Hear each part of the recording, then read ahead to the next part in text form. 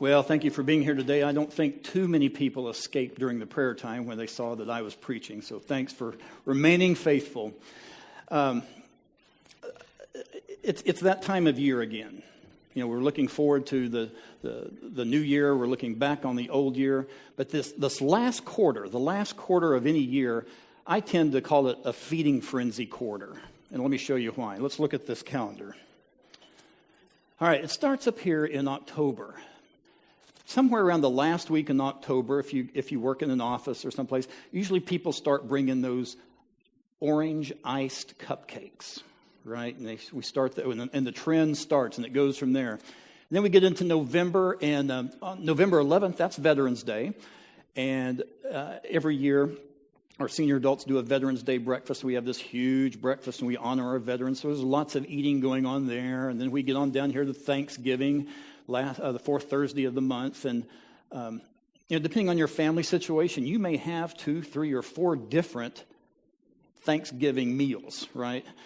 And so you'll get that going on. Then the last few years, the Sunday after Thanksgiving, this year was the 29th, our church does its quarterly business meeting and potluck. That's right. So we've got more food coming our way. Then, of course, we get into December. That's when all the goodies start showing up at the office and all that. Let's see, the 9th, that was our senior adult potluck at noon that we have every month. And then there's all kinds of Sunday school parties and church parties and work parties that happen all through here. And then we get to the 25th, and there again, depending on your family situation, you may have 2 or 3 or 4 different Christmas lunches. And then here we are today on the 27th, and on the 31st, we've got New Year's Eve, and depending on what you do, it will probably involve some food, at least chips and dip of some kind. So it's eat. And if you've seen reports or you've heard different reports about people, what they think they have gained during the holiday season, most adults say they gain about 5 to 10 pounds during the holiday season. I did some reading this week and found that researchers actually measured people, and that on average, the average American really only gains about 1 pound during the holiday season. Well, I surpassed that with the orange cupcakes. All right, I'll just be honest with you on that.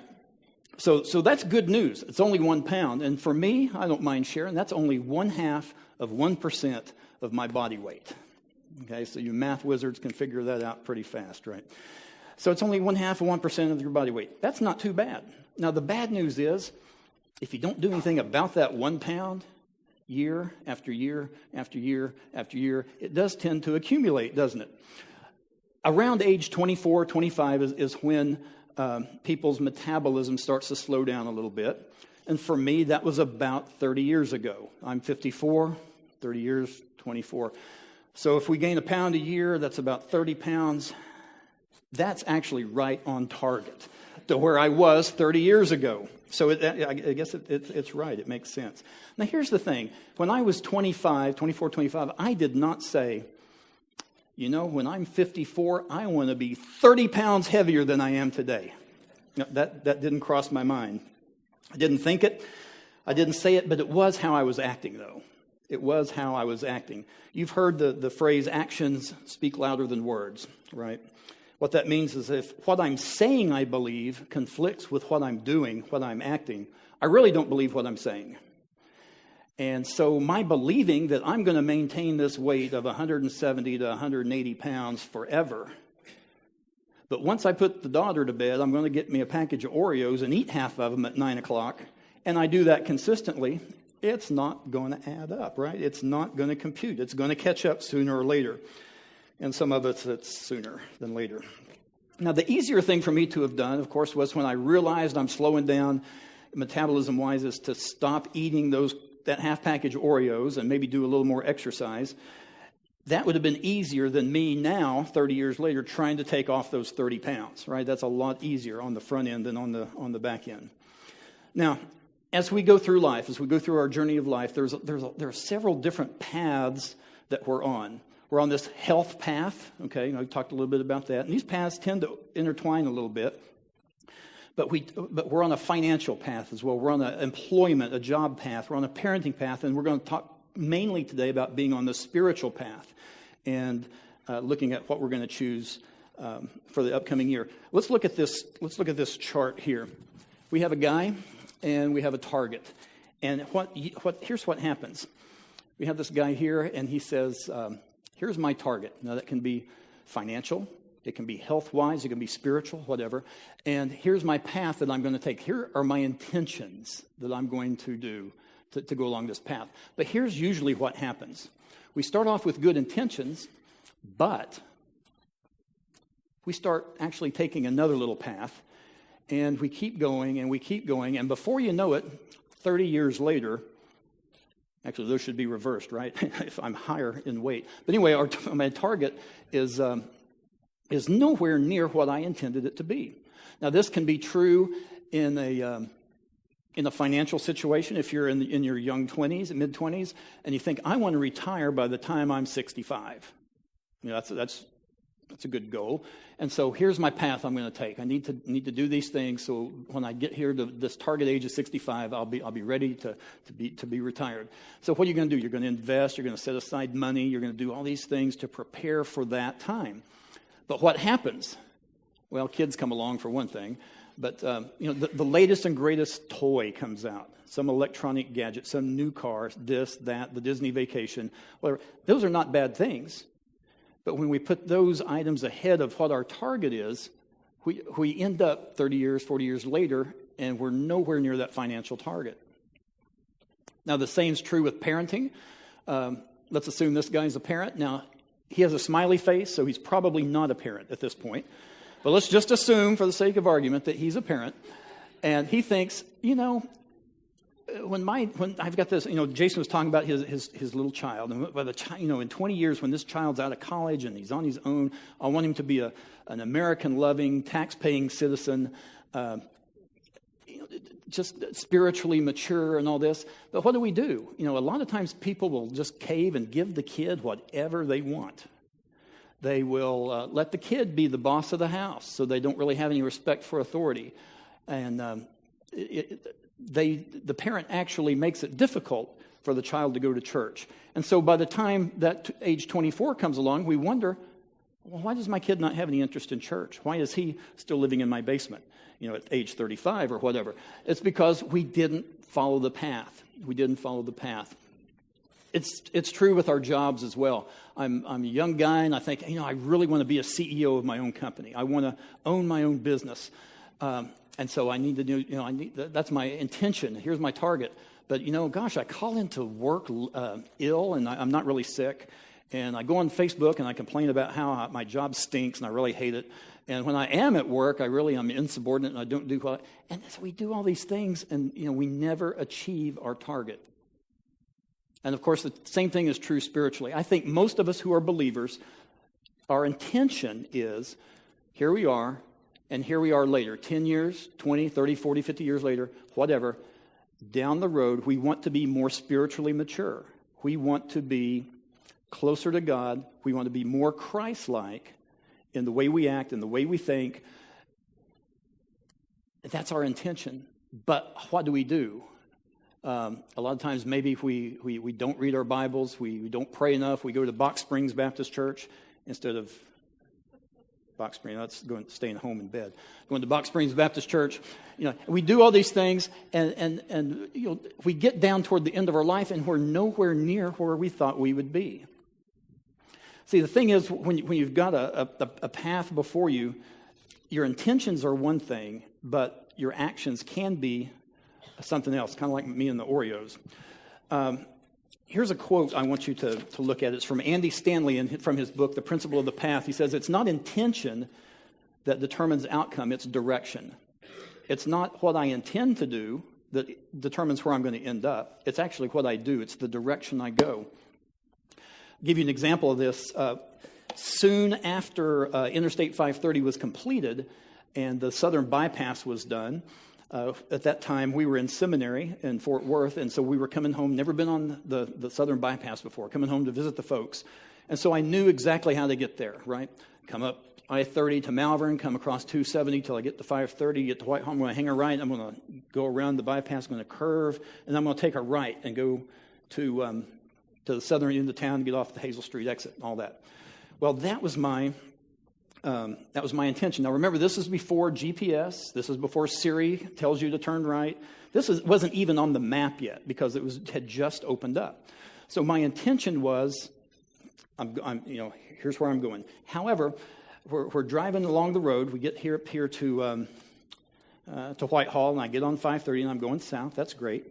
And then we make that curve. Now, you can picture this with me, right? We've all been on this road. Make the curve around here. And I get to exit 35. Okay, here's exit 35. And if you know, now I must admit, I wasn't paying that much attention to the signs. And I knew what I was doing. I wasn't going to ask directions. I'm a guy. Okay, so we had that.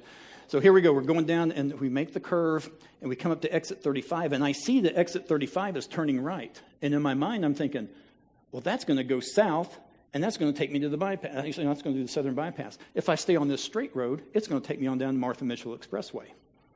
I don't want to do that. So I take exit 35, right? We all know what that does, doesn't it? It goes to the right for a little bit, and then it goes up over this bridge, and I get about right here, and I think, I need to be on that road that's going that way. I'm going down this way. Because I took the wrong exit. My intention was to go down to the Hazel Street exit and turn off, but my intention was that my direction, the thing I actually did, was not right. The good news, I was able to make a little course correction and end up where I needed to be. So as we're going through our journey, our spiritual journey of life, we get here in 2016 and we think, what spiritual path are we going to take? And when we have an option, when we have that road on our spiritual journey, when we have a choice, we usually have two options that we can take on our spiritual journey. And the first one is to follow your heart. Follow your heart. That's the natural path.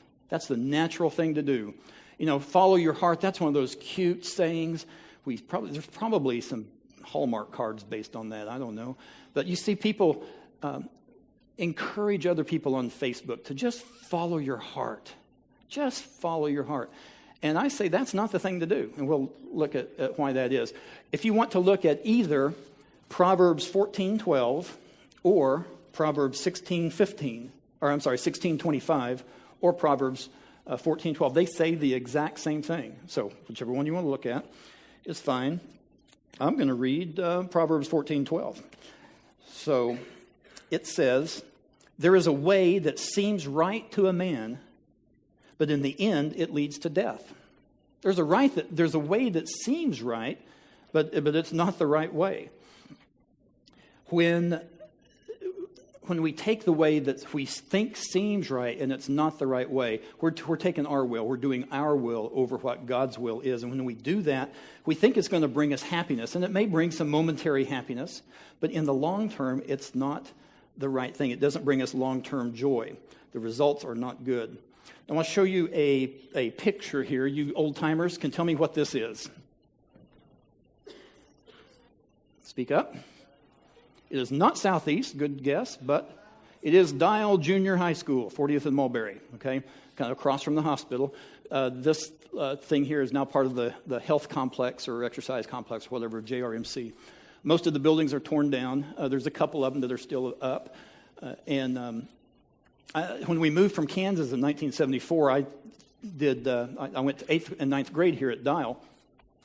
And I believe it was this building right here. It's been 40 years, right? So I may be a little off. But I really think it was this room right here that Mr. Etherly's 9th grade science class was. That was Mr. Etherly's class. And Mr. Etherly had tables where two sat at a table, and they had a nice little rectangle.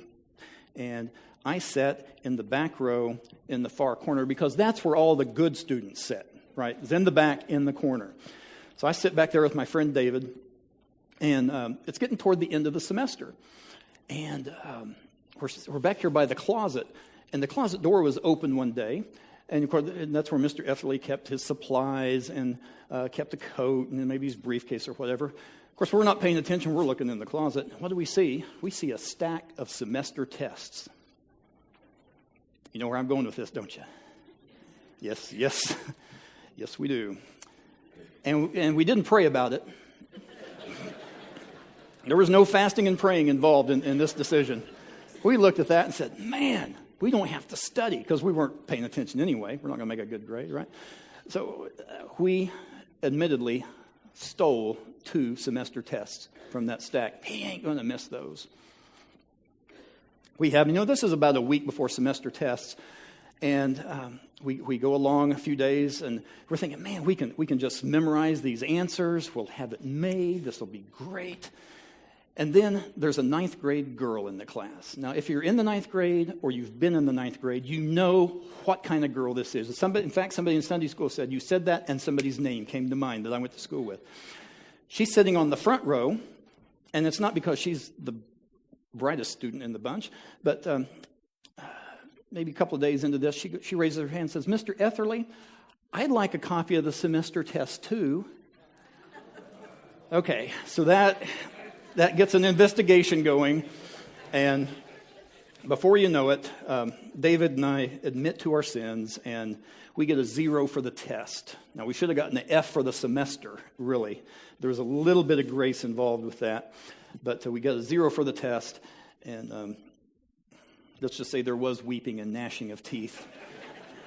It led to my disappointment and destruction of many privileges for some time after that. You see, I took the natural path. I did what I thought was best. I thought, man, this is the easy way. I'm going to do this. That's the natural thing. I followed my heart. My heart said, go for it. And I went for it. But it was the wrong thing to do. It was the wrong way. Now, why do we do that? Even as believers, we often take that wrong path. We take the wrong exit.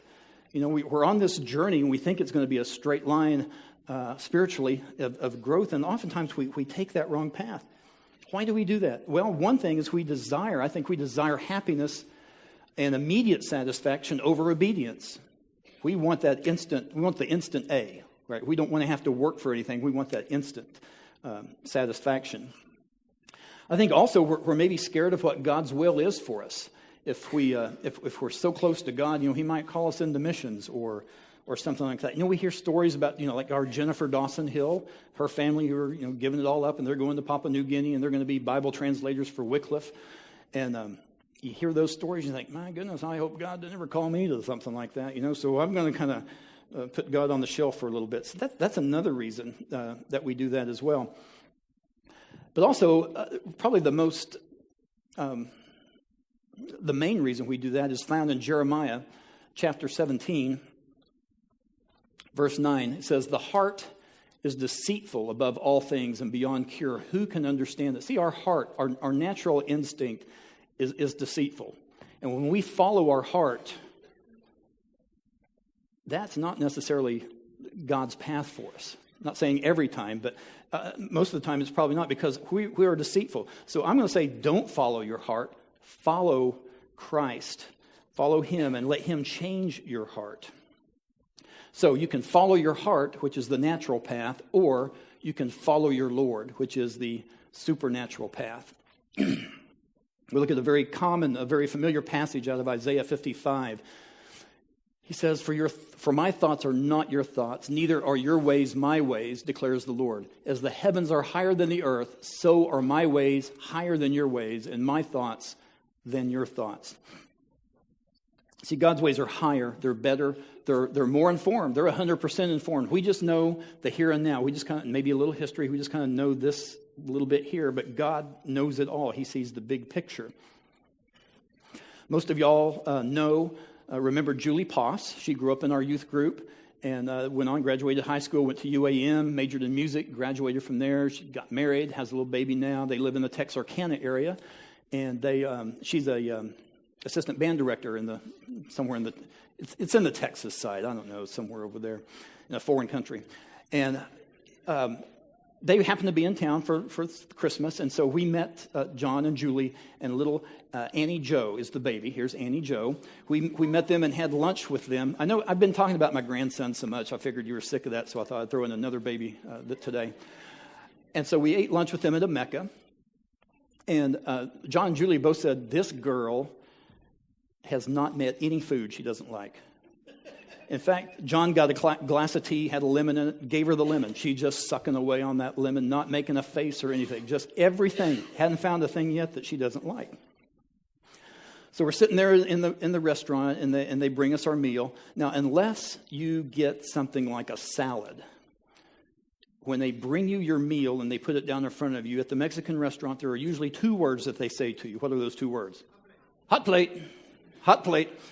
And sure enough, they did. And of course, it's like the wet paint sign, right? I got to tell, how hot is this? Oh, it is hot after all, yeah. So we're sitting there. John is holding baby Annie Jo, and like I said, Annie Jo has not met any food she doesn't like. She sees that heavenly white cheese-covered chicken chimichanga, those refried beans and that rice on that plate, and she's going for it, right? That's what she thinks she needs to do. She likes food. She sees food. She wants food. Now, there's a hot plate there. What does Papa John do? He grabs that hand. He's trying to tuck it, and hold it in and all that stuff. Now, I don't know how babies think, how they think, but I'm sure she's going something like, there's food. I want food. And my daddy's not letting me eat food.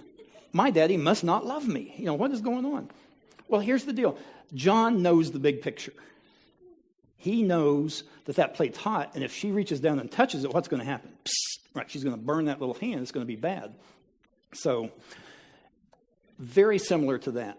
God knows the big picture with us. He knows what's going on, not just right here and now. He knows the big picture. And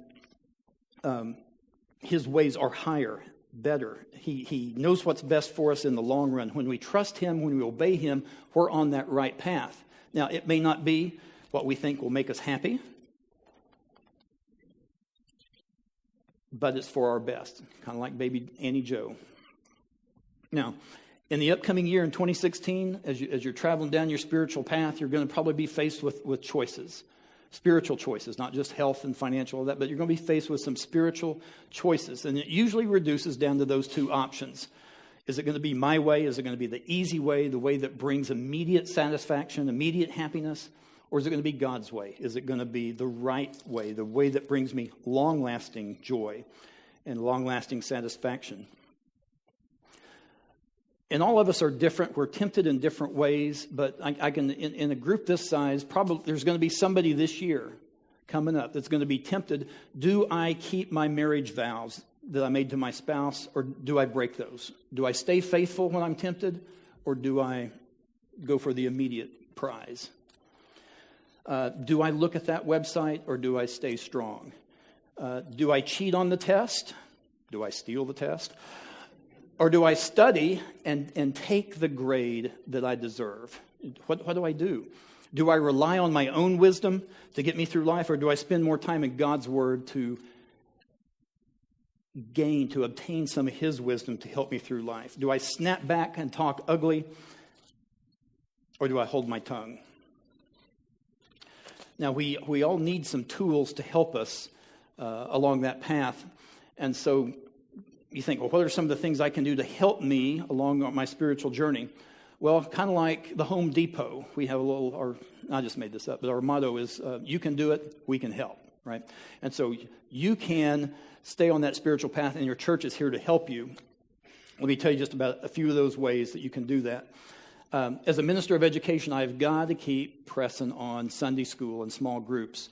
Our youth and their connect groups on Sunday morning and adult Sunday school, that's where those connections are made. That's where you can ask those questions and get to know people and minister to each other. Now, singing, corporate worship, this is paramount. This is what we need to do. But I think right underneath that is the small group experience.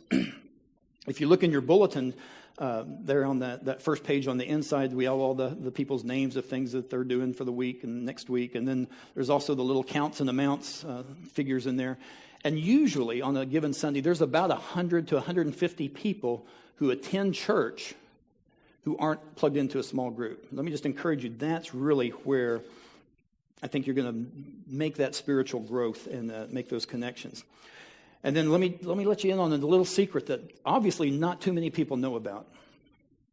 On Sunday night, we do stuff at church. Okay? I know there's not a lot of people that know that, but we do. Now, and for adults, let me just tell you some of the things that will be going on there. Now, tonight we're seeing the War Room movie. I'll be talking a little bit more about that after service. But the ladies will be starting a Sunday night Bible study based on that movie. It's a prayer study. There's a men's group called The Huddle that I'm a part of that we meet and talk about men issues and study Scripture and watch videos that deal with issues that guys deal with their spouses and kids and jobs and with God. So we talk about those things. Starting next week, you're going to be able to have a preview of a course called Financial Peace. I know some of you have been through that, and that helps get you on that financial path, get you out of debt. And Scott Burgess will be leading that as well. We've got lots of things going on Sunday night. Our youth, of course, do one-to-one where they have a little lesson time, then they go and do ministry. Man, that's the way to grow in your spiritual walk, is actually ministering to people. Also in your bulletin, you'll see under the sermon notes, there's a little box there. We've had it in there for about 4 or 5 years, and so you probably just have become used to it if you've been here that long. And it is the upcoming Bible readings for the week. Now, for a few years, we've done the kind of like a little bit of the Old Testament, a little bit of the New Testament, and kind of each day kind of work through that. Well, this year, if you'll see starting January 1 this week, we're doing a chronological read through the Bible. So if you want to do that, there's a guide there for that. And so what that means is that you'll work through Genesis, and then you'll get to a point, and you won't get all the way through Genesis. You'll go jump over to Job, which scholars believe happened early on in history. And then you'll go back to Genesis and work your way as if the Bible were laid out in the order in which it happened. So that's the chronological study that you can start on this year. So that's just a few of the things that can help you stay on that path to spiritual maturity. So what are you going to commit to doing this year? I know people aren't really into resolutions, but man, this is a good time to think about that. What am I going to do for the upcoming year to keep me on the right path? Because you know yourself better than anybody else. You know what your weaknesses are. You know what you are doing that you shouldn't do. You know what you're not doing that you should do. So that's the question. What are you going to do? What path are you going to take this upcoming year? Now, adults, in our Sunday school lesson this morning, we studied about the power that God has, that he gives his believers. And that power is what gives us the ability to take the right path. It's not just because we have the discipline or we have enough want to. That power comes from God. And the power to choose the right path starts with a relationship with Jesus, who called himself the way. He called himself the way. In fact, in John 14:6, Jesus said, I am the way, the truth, and the life. No one comes to the Father except through me. You've heard the saying that a lot of people believe is that all religious roads lead to the same point, same destination, to the same God. Well, that is just not true. Stephen Harrison, who is the pastor at Family Church up the road, he had posted on Facebook a month or so ago. He had taken a picture of an anonymous note that he got in the offering plate. Let me tell you, pastors love to get anonymous notes from people. It just makes their day. Sarcasm. Anyway, the note was from a guest, actually. And the guest had been in service and thought he had found a really great church. But I guess Stephen had said something in the sermon that he didn't agree with. And I'll just give you a quote here. The anonymous author said, as an educated Christian, I understand that Allah and the Father are synonymous. Well, I don't know where he got his education. It wasn't from God's Word. It wasn't from the Bible. All religious beliefs do not lead to God. In fact, if you're on a road, all roads are going to lead you someplace. But all roads are not going to lead to the same place. It's true when you're on the interstate and you take an exit, you're going someplace, but you're not going to the place maybe you intended to go. It's also true when you're taking that wrong turn in your spiritual journey. Jesus said, I am the way. And it takes that personal relationship with Jesus to be on the way or the road to heaven. Now, if you look on the front of your bulletin, you'll see that lady standing there at the crossroads with that scripture. See, I set before you today life and prosperity, death and destruction. Out of Deuteronomy chapter 30.